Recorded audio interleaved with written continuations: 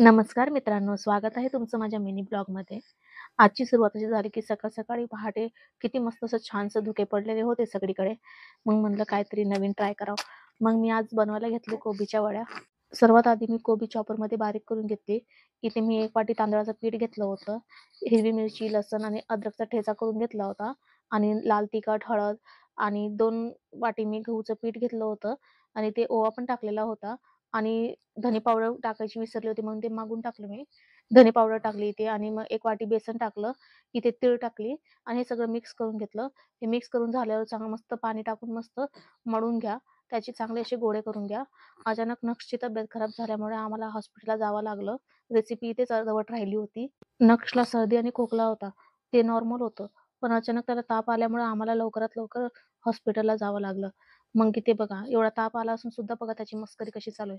त्याला एक नवीन फ्रेंड आली होती. तिच्यासोबत तो मस्ती करत होता. खूप वेळाने नंबर आला आमचा.